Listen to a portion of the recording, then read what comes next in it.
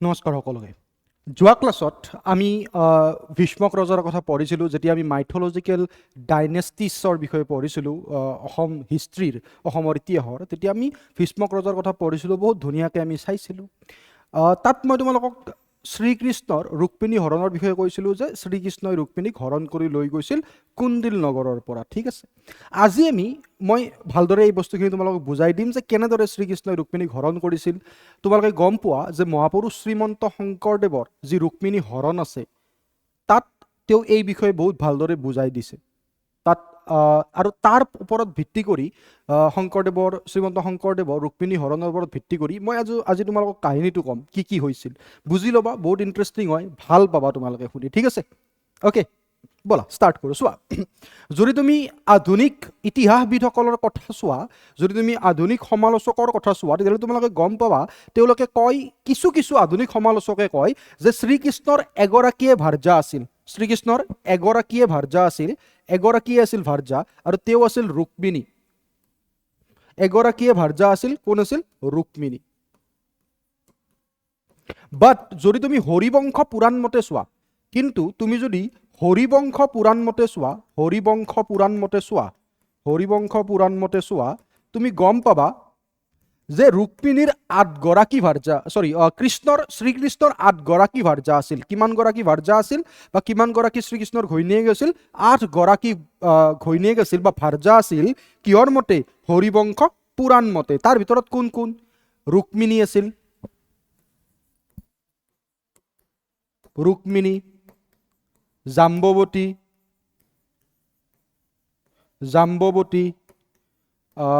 সত্যভামা,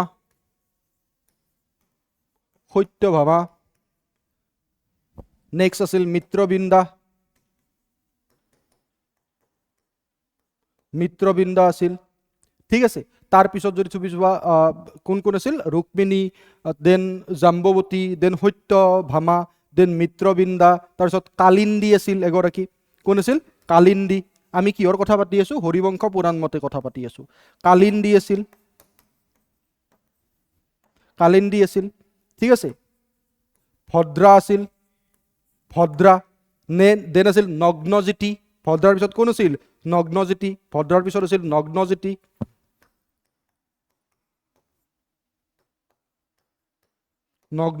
আৰু লক্ষিণী। কোন আছিল? বা লক্ষণা বুলিও কয়। কি বুলি কয়? লক্ষণা। তো এই 8গৰাকী ভাৰ্যা থকা বুলি কয় হৰিবংশ পুৰাণ মতে শ্ৰীকৃষ্ণৰ। বাট কিছু আধুনিক সমালোচকৰ মতে শ্ৰীকৃষ্ণৰ এগৰাকীয়ে ভাৰ্যা আছিল, ৰুক্মিণী। তো যি কি নহওক, ৰুক্মিণী শ্ৰীকৃষ্ণৰ ভাৰ্যা আছিল। আমি এই বস্তুটো গম পালো। এই বস্তুখিনি কিয় মই আগতে ক'লো? যাতে আমি গম পাওঁ যে ৰুক্মিণী ভাৰ্যা আছিল কাৰ? শ্ৰীকৃষ্ণৰ। শ্ৰীকৃষ্ণই ৰুক্মিণীক বিয়া কৰাইছিল। এতিয়া চোৱা, মই অলৰেডি তোমালোকক এই বিষয়ে কৈছো যে শ্ৰীকৃষ্ণই ৰুক্মিণীৰ ৰূপ লাৱণ্যৰ কথা শুনি তেওঁৰ প্ৰেমত পৰিছিল, আৰু তেওঁ বিয়াৰ প্ৰস্তাৱ দিছিল ৰুক্মিণীক। ঠিক আছে, বিয়াৰ প্ৰস্তাৱ দিছিল ৰুক্মিণীক। কুন্দিল নগৰৰ ৰজা ভীষ্মকৰ কন্যা, ৰূপৱতী কন্যা ৰুক্মিণীৰ ৰূপ লাৱণ্যৰ কথা শুনি শ্ৰীকৃষ্ণই, দ্বাৰকেশ্বৰ শ্ৰীকৃষ্ণই কি কৰিছিল? বিয়াৰ প্ৰস্তাৱ দিছিল। আৰু এই বিয়াৰ প্ৰস্তাৱ পোৱাৰ পিছত আমি নৰ্মেলি ইতিহাসৰ বুকত বেছিভাগ, কিছুমান বুকত কেনেকৈ পঢ়িবলৈ পাওঁ শুনা, আমি পঢ়িবলৈ পাওঁ যে শ্ৰীকৃষ্ণই বিয়া পাতিব খুজিছিল ৰুক্মিণীক, কিন্তু ভীষ্মক ৰজাই বিচাৰিছিল যে ৰুক্মিণীৰ বিয়া শিশুপালৰ লগত হওক। বাট এইটো একদম ভুল তথ্য। ভীষ্মক ৰজাই বিচাৰিছিল যে শ্ৰীকৃষ্ণই বিয়া পাতক কাক? ৰুক্মিণীক।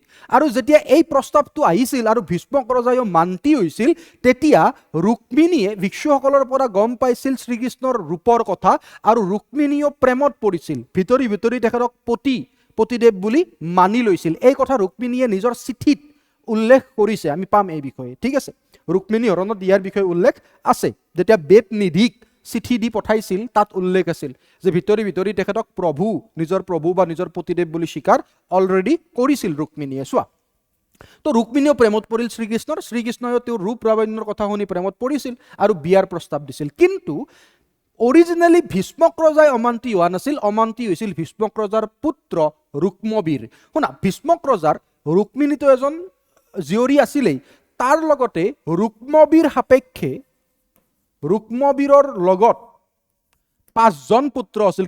কিমানজন পুত্ৰ আছিল? ৰুক্মবীৰ আৰু টোটেল 4জন, টোটেল কিমান 4জন, টোটেল কিমান 5জন, 5জন পুত্ৰ আছিল কাৰ ভীষ্মক ৰজাৰ।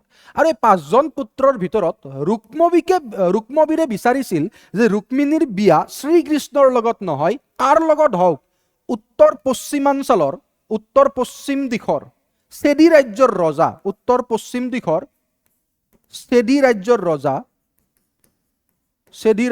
ৰজা শিশুপালৰ লগত হওক। কাৰ লগত হওক? শিশুপালৰ লগত বিয়া হওক কাৰ? ৰুক্মিণীৰ। তাৰ পিছত শিশুপালক নিমন্ত্ৰণ দিয়া গ'ল। কোনে নিমন্ত্ৰণ দিলে? ৰুক্মবীৰে ক'লে যে আহা, আহি কি কৰা, আমাৰ ভৈনী চিষ্টাৰ ৰুক্মিণীক বিয়া পাতি লৈ যোৱা। শিশুপাল চেদি ৰাজ্যৰ পৰা আহিল কুন্দিল নগৰলৈ। কিহৰ কাৰণে? ৰুক্মিণীক বিয়া পাতিবৰ কাৰণে। ঠিক আছে, মনত ৰাখিবা ৰুক্মিণীৰ দুগৰাকী সখীয়েক আছিল। কিমান গৰাকী? দুগৰাকী সখীয়েক আছিল। এজনী আছিল লীলাৱতী আৰু আনজনী আছিল মদন মঞ্জৰী। এগৰাকী আছিল লীলাৱতী, আনগৰাকী আছিল মদন মঞ্জৰী। এই দুগৰাকী সখীয়েক আছিল কাৰ? ৰুক্মিণীৰ। মদন মঞ্জৰীয়ে কি কৰিলে জানানে? যেতিয়া শিশুপাল নিজৰ সৈন্য সামন্তৰ লগত ৰুক্মিণীক বিয়া পাতিবলৈ আহিছিল, এই কথাটো মদন মঞ্জৰীয়ে গৈ কিনে কাক ক'লে? ৰুক্মিণীক ক'লে। ৰুক্মিণীক ক'লে যে শিশুপাল আহিছে বিয়া পাতিবৰ কাৰণে। ৰুক্মিণীক ক'লে কোনে? মদন মঞ্জৰীয়ে। ৰুক্মিণীৰ ভয় লাগিল, ৰুক্মিণীৰ মন দুখত ভৰি পৰিল। কাৰণ ৰুক্মিণী অলৰেডি নিজৰ পতিদেৱ বুলি কাক মানিছে? শ্ৰীকৃষ্ণক। দ্বাৰকেশ্বৰ শ্ৰীকৃষ্ণক। ৰুক্মিণীয়ে কি কৰিলে? এই নিউজ গম পাই ৰুক্মিণীয়ে লীলাৱতীৰ হতুৱাই, কাৰ হতুৱাই? লীলাৱতীৰ হতুৱাই, নিজৰ সখীয়েক লীলাৱতীৰ হতুৱাই বেদনিধিক মাতি পঠালে। কাক মাতি পঠালে? বেদনিধি এজন ব্ৰাহ্মণ আছিল, ব্ৰাহ্মণ মেছেঞ্জাৰ আছিল বেদনিধিক মাতি পঠালে। আৰু বেদনিধিৰ হাতত এখন চিঠি দি পঠালে। কাৰ ওচৰলৈ? শ্ৰীকৃষ্ণৰ ওচৰলৈ বেদনিধিৰ হাতত চিঠি এখন দি পঠালে। বেদনিধি শ্ৰীকৃষ্ণৰ ওচৰলৈ গ'ল, গৈ কিনে ক'লে যে এনেকুৱা মই কুন্দিল নগৰৰ পৰা আহিছোঁ। তেতিয়া শ্ৰীকৃষ্ণই প্ৰথমতেতো কুন্দিল নগৰৰ খা খবৰ ল'লে। তাৰপিছত সুধিলে যে আপুনি কিয় আহিছে? তেতিয়া ক'লে যে মই এখন চিঠি লৈ আহিছোঁ তাৰ ৰাজকুমাৰী ৰুক্মিণীৰ ফালৰ পৰা। শ্ৰীকৃষ্ণই ক'লে পঢ়ি দেখুৱাওক। তেতিয়া কোৱা যায়, এজ ইট ইজটো মই এতিয়া ক'ব নোৱাৰিম, ঠিক আছে, বাট মই আভাসখিনি দিলোঁ যে ঠিক কি কৈছিল। ৰুক্মিণীয়ে কৈছিল শ্ৰীকৃষ্ণক যে আপোনাৰ ৰূপ লাৱণ্যৰ কথা শুনি ময়ো আপোনাৰ প্ৰেমত পৰিছিলোঁ আৰু আপোনাৰ নিজৰ প্ৰভু ঈশ্বৰ বা নিজৰ পতিদেৱ বুলি মই অন্তৰেৰে স্বীকাৰ অলৰেডি কৰিছোঁ। দাদা ৰুক্মবীৰৰ কথা শুনি চেদি ৰাজ্যৰ ৰজা শিশুপালে মোক বলেৰে বিয়া পাতিবলৈ কুন্দিল নগৰলৈ আহিছে। মই তেওঁৰ লগত বিয়া হ'ব নোখোজো। এনেকুৱা লাগিছে তাৰ এটা কথা আছিল যে সিংহৰ ভাৰ্যাৰ কাৰণে শিয়ালে চুপি আছে। এই বস্তুটো লিখিছিল, মানে ইয়াৰ মিনিংটো এইটোৱে যে সিংহই এটা জন্তু যেতিয়া ধৰি লয়, তাৰপিছত নিজৰ পেট যেতিয়া পুৰাই থাকে, যেতিয়া খাই থাকে, পেট পুৰোৱা হোৱাৰ পিছত যিখিনি এৰি দিয়ে তাৰ সেইখিনিৰ কাৰণে যে শিয়ালে চুপি থাকে, তেনেকুৱাকে বিশ্লেষণ কৰিছিল ৰুক্মিণীয়ে। ঠিক আছে, কৈছিল যে মই তেওঁৰ লগত বিয়া হ'ব নোৱাৰো আৰু এই ক্ষেত্ৰত মানে অলপমানো দেৰি কৰাৰ অৱকাশ আমাৰ নাই। আপুনি মোক কেনেদৰে হৰণ কৰিব তাৰ উপায়ো মই আপোনাক দি আছো। ৰুক্মিণীয়ে নিজে উপায় দিছিল যে কেনেদৰে হৰণ কৰিব। ঠিক আছে, ৰুক্মিণীয়ে কৈছিল যে বিয়াৰ আগদিনা ভৱানী মন্দিৰলৈ যোৱা হ'ব। বিয়াৰ আগদিনা কলৈ যোৱা হ'ব? ভৱানী মন্দিৰলৈ যোৱা হ'ব আৰু আপুনি তাৰ পৰাই মোক হৰণ কৰি লৈ যাওক। আৰু যদি আপুনি ইয়াত অৱহেলা কৰে তেতিয়াহ'লে মই নিজৰ প্ৰাণ আহুতি দিম বুলি ৰুক্মিণীয়ে চিঠিত লিখি দিছিল। এই যেতিয়া চিঠিখন পালে ৰুক্মিণীৰ কথা শুনি শ্ৰীকৃষ্ণ ৰেডি হ'ল। কলৈ আহিব? কুন্দিল নগৰলৈ আহিবলৈ ৰেডি হ'ল ৰুক্মিণীক বচাবৰ কাৰণে। আৰু কোৱা যায় যিখন ৰথত শ্ৰীকৃষ্ণ আহিছিল তাতেই বেদনিধিক লৈ আহিছিল। কাক লৈ আহিছিল? বেদনিধিক লৈ আহিছিল। বেদনিধিয়ে তাত উল্লেখ আছে শ্ৰীকৃষ্ণ শ্ৰীমন্ত শংকৰদেৱৰ ৰুক্মিণী হৰণত উল্লেখ আছে যে ইমান ফাষ্ট, মানে ইমান স্পীডত তেওঁ ৰথ চলাইছিল শ্ৰীকৃষ্ণই, বেদনিধি ভয়ত মূৰ্ছা গৈছিল। তাত লিখা আছে যে তেওঁৰ পেট উফন্দি পৰিছিল, মানে ইমান স্পীডত আহিছে, উশাহ লওঁতে মানে পেট ফুলি গৈছে, মানে ইমান স্পীডত আহিছিল। তো এনেকে উল্লেখ আছে। আৰু যেতিয়া আহি পালে, কুন্দিল নগৰ যেতিয়া আহি পালে, তাৰ পিছত ৰুক্মিণীক হৰণ কৰি শ্ৰীকৃষ্ণই দ্বাৰকালৈ লৈ গ'ল আৰু তাত বিয়া পাতিলে। ঠিক আছে, বেদনিধিৰ কথাও উল্লেখ কৰিব লাগিব আমি ইয়াত, কাৰণ বেদনিধি এনেকুৱা এজন মানুহ আছিল যোনে ৰুক্মিণীৰ কাৰণে নিজৰ সৰ্বস্ব উজাৰি দিছিল। ৰুক্মিণীক যেতিয়া শ্ৰীকৃষ্ণৰ লগত আহি কুন্দিল নগৰ পালে, তাৰ পিছত বেদনিধি প্ৰথমে গৈছিল ৰুক্মিণীৰ ওচৰলৈ আৰু খবৰ দিছিল যে শ্ৰীকৃষ্ণ আহি পাইছে। বুজি পালা? তো এনেকুৱা এজন পাৰ্চনেলিটি আছিল বেদনিধি। তো বেদনিধিৰ কথাও আমি জানিব লাগে। ঠিক আছে, আই হোপ তোমালোকে বস্তুখিনি বুজি পালা। ইয়াৰ পিছতে এনেকুৱাকে ৰুক্মিণীক হৰণ কৰিছিল কোনে? ইয়াৰ পিছতে ৰুক্মিণীক এনেকুৱাকে হৰণ কৰিছিল ভগৱান শ্ৰীকৃষ্ণই বা দ্বাৰকেশ্বৰ শ্ৰীকৃষ্ণই। ঠিক আছে, আৰু এয়াই আছিল ৰুক্মিণী হৰণৰ যি ব্যাখ্যা।